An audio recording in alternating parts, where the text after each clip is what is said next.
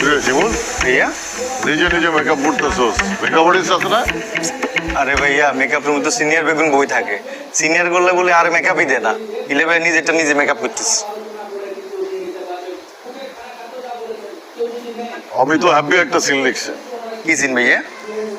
রাইতে তুই আমার সাথে ঘুমাইতেছস, তুই যখন গভীর ঘুমে আমি তোরে ভরপুর খিসাইতেছি। কিনে ভাইয়া আপনি সিনিয়রে জুনিয়রে কিনলে মারবেন? আর এটা কোনো সিন হইল নেই।